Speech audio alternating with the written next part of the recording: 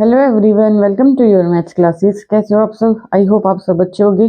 तो करते हैं आज की क्लास स्टार्ट। हम करें एक्सरसाइज 5.1 का क्वेश्चन नंबर 14 करेंगे।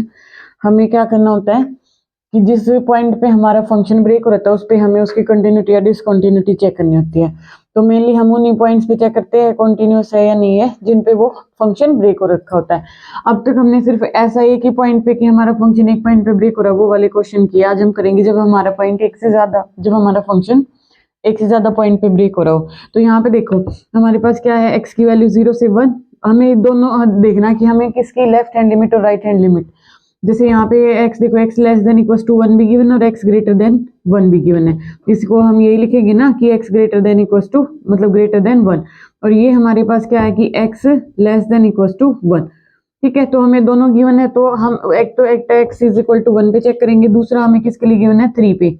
यहाँ भी 3 गिवन है, यहाँ भी 3, तो हम करेंगे at x is equal to 3। तो इसका मतलब हम दो पॉइंट्स पे हम उसकी कंटिन्यूटी या डिसकंटिन्यूटी चेक करेंगे। तो फर्स्ट हम करेंगे at x is equal to 1 पे। तो 1 पे सबसे पहले हम क्या करते हैं, फंक्शन के अंदर वो पॉइंट पुट करते हैं एफ ऑफ एक्स, और एक्स इज इक्वल टू 1 है तो हम यहाँ निकालेंगे एफ ऑफ 1। एफ ऑफ 1 हम कैसे निकालते हैं, यहाँ पे जो हमारा एक्स, एक्स की जगह पे हमें क्या पुट करना होता है 1। जब हम 1 पर क्लिक करें तो इक्वल्स टू का साइन यहाँ है ना, x less than equals to 1।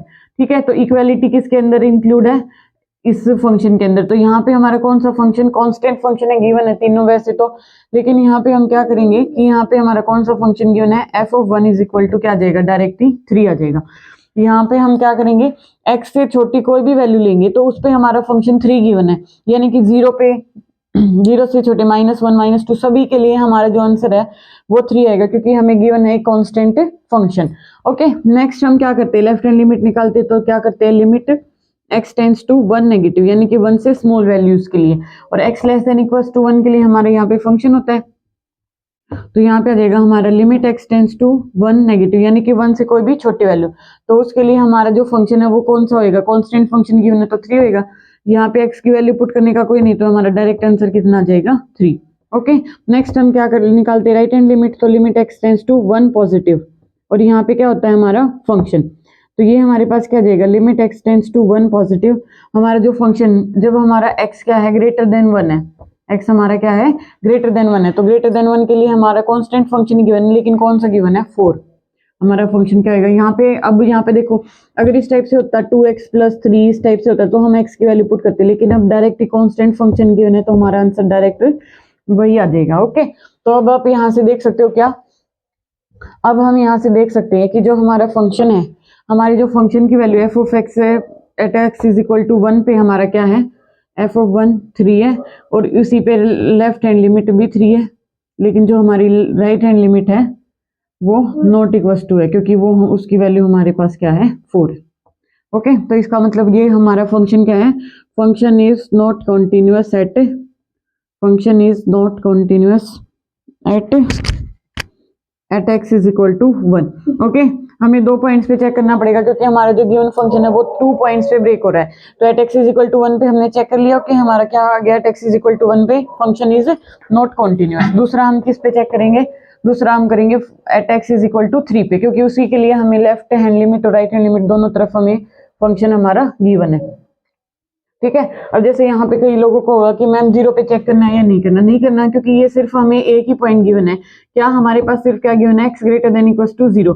तो left hand limit right hand limit निकालेंगे तो उसके लिए हमारा फंक्शन सेम ही यूज होगा, जो कि 3 है। तो इसका मतलब ये फंक्शन हमारा 0 पे तो कॉन्टिन्यूस हो जाएगा, 1 पे कॉन्टिन्यूस नहीं है, 3 पे हम चेक करेंगे, 10 पे भी कॉन्टिन्यूस, क्योंकि हमें सिर्फ एक ही तरफ की लिमिट का पता है। ओके, यहाँ पे भी सिर्फ एक इक्वालिटी दी है ना, क्योंकि यहाँ पे हमारा फंक्शन एक्स लेस देन के लिए तो डिफाइन है ही नहीं, तो इसका मतलब ये उस पॉइंट पे फंक्शन कॉन्टिन्यूस हो जाएगा। यहाँ पे देखो अब हमें x लेस देन 3 के लिए भी पता है, और x greater than equals to 3 के लिए भी, ये दोनों चीजें हमें गिवन है। तो हम at x is equal to 3 पे और चेक करेंगे। तो सबसे पहले हम क्या करते हैं, function at x is equal to, यहाँ पे हमें x की जगह पे कितना पुट करना होता है 3, तो f ऑफ 3 निकालेंगे हम। ठीक है, 3 के लिए इक्वालिटी का साइन देखो, 3 इसमें है, 3 के लिए इक्वालिटी का साइन इसमें होल्ड हो रहा है, तो यहाँ पे हमारा आंसर डायरेक्ट कितना आ जाएगा 5 आ जाएगा। कॉन्स्टेंट फंक्शन गिवन है, लिमिट x टेंस टू 3 पे चेक करें ना, हम 3 नेगेटिव निकालेंगे। जब हम लेफ्ट हैंड लिमिट निकालेंगे तो उसके लिए क्या करते हैं, x की वैल्यू जब 3 से छोटी होगी वो वाला फंक्शन लेते हैं। तो यहाँ पे हमारा फंक्शन आता है, तो हम क्या करेंगे, limit x tends to 3 negative, और तो हमारा फंक्शन है लेस देन इक्वल टू 3, देखो ये रहा, ये गिवन है ना, तो इसके लिए हमारा जो फंक्शन है वो हमें क्या गिवन है, 4 गिवन है।